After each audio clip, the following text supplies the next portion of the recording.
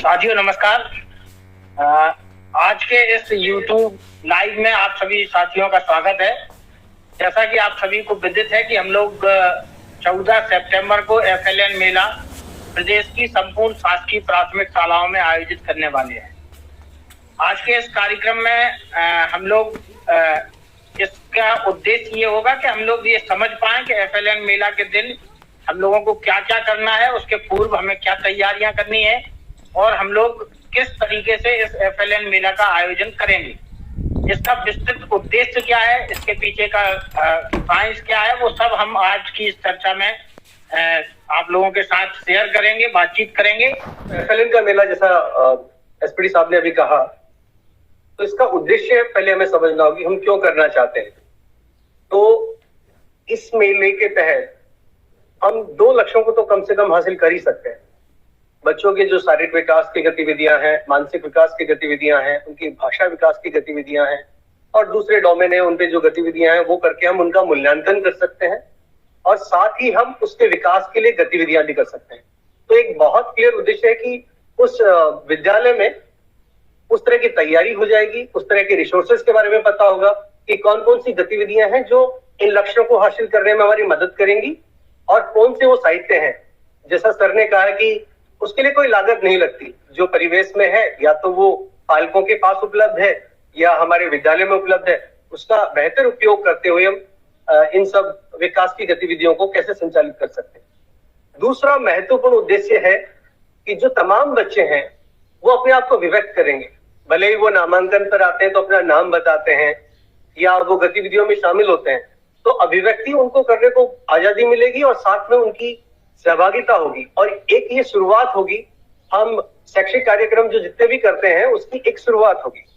और जैसा सर ने भी कहा था कि पढ़ाई केवल किताबों तक सीमित नहीं है, वर्णों और अक्षरों तक सीमित नहीं है, तो उसमें दूसरी गतिविधियों में कैसे भाग लेना है और दूसरे रिसोर्सेज से कैसे उपयोग करते हुए सीख सकते हैं। तो इस शिक्षक के सामने भी एक माहौल बनेगा और अगर हम इसको बार बार हमारी हर सालाना एक्टिविटी के तौर पर अगर हम करेंगे तो हम डेफिनेटली इन लक्ष्यों को हासिल करेंगे। तो FLN मेला मोटे तौर पे कैसा दिखता है, इसको थोड़ा विजुलाइज करते हैं, आगे जाकर हम विस्तार पे चर्चा करेंगे। तो ये हमारा जो विद्यालय है उसके प्रांगण में अगर हम खुली जगह में लगाते हैं तो एक मेले का माहौल बनता है।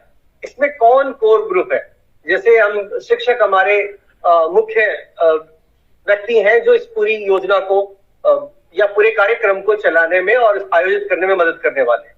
साथ में हमें स्वयंसेवकों की आवश्यकता पड़ेगी। तो सर ने बहुत अच्छा सुझाव दिया है कि हमारे विद्यालय से जो पहले से पास हुए हैं वो बच्चे हो सकते हैं या वर्तमान में जो 8वीं 7वीं कक्षाओं में पढ़ने वाले बच्चे हैं वो शामिल हो सकते हैं। आंगनबाड़ी कार्यकर्ता को कोशिश करें कि वो शामिल हो। अगर कुछ भी नहीं करती हैं, वो आकर बैठती हैं और कार्यक्रम के अंत में वो बच्चे को जो सर्टिफिकेट जा रहा है उस पर हस्ताक्षर भी करती हैं, तो उनकी एक समझ बनेगी। क्योंकि बहुत सारे बच्चे आंगनबाड़ी से होकर हमारे विद्यालय तक आते हैं, तो शायद ये सारी गतिविधियां उस स्तर पर भी हो सकती हैं। अब पूरे परिवार को न्योता देना चाहिए, हर एक व्यक्ति को उसमें आने के लिए बुलाना है। तो इसमें खास तौर से हम जब देखते हैं कि माँ आती है, दादी माँ आती है या बड़े भाई बहन आते हैं, तो एक अलग माहौल बन जाता है। तो इसमें बहुत इंपॉर्टेंट है कि हम पूरे परिवार को न्योता दें। मैं ये भी कहना चाहता हूँ, शिक्षा केंद्र के स्तर पर नहीं लेकिन मेरे स्तर से मैं अपील करना चाहता हूँ कि केवल आप इसको सरकारी और गैर सरकारी एंगल से ना देखें। सरकारी विद्यालय में जो 16 लाख बच्चे हैं वो तो आए ही आए, पर अगर प्राइवेट स्कूलों के बच्चे भी उसमें शामिल होते हैं आप ना रोकें। क्योंकि जब मेले का माहौल होता है, मेले में कौन आएगा और कौन नहीं आएगा ये डिफाइन करना मुश्किल होता है, रोकना चाहिए भी नहीं, क्योंकि एक मेले का माहौल बनता है।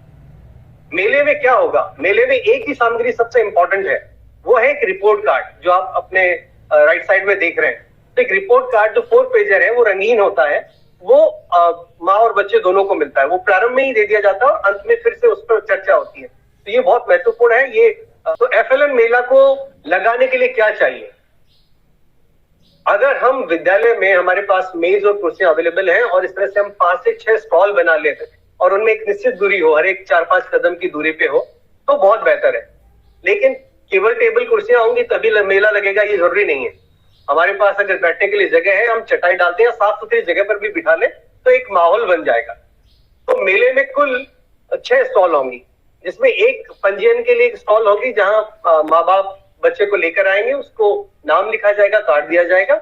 उसके अलावा 5 ऐसी अन्य स्टॉल होंगी जहां पे गतिविधियां होंगी, जिसमें शारीरिक गतिविधियां हैं, बौद्धिक विकास की गतिविधियां हैं, भाषा गणित की पूर्व तैयारी और एक बच्चों का कोना है।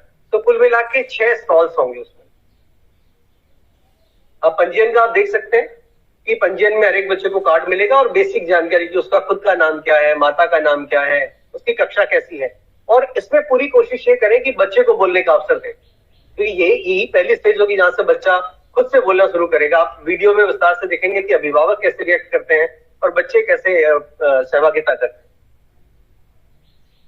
दूसरी जो स्टॉल होगी वो शारीरिक विकास की होगी, जिसमें बहुत सारी रेखाएं बना सकते हैं।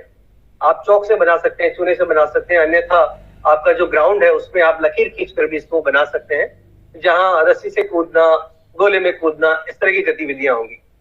और जो तीसरा स्टॉल है, वैसे गतिविधियों का दूसरा स्टॉल है, वो बौद्धिक विकास का स्टॉल है, जिसमें रंगों की पहचान, चीजों का वर्गीकरण करना है, क्रम से लगाना है, जैसा स्थानीय सामग्री के आधार पर किया जाएगा। और इसका तीसरा स्टॉल है भाषा विकास का, जिसमें 2 गतिविधियां मुख्य तौर पे होती हैं। तो भाषा विकास की गतिविधियां हैं, जिसमें चित्र वाचन है और पढ़ने गतिविधियां हैं।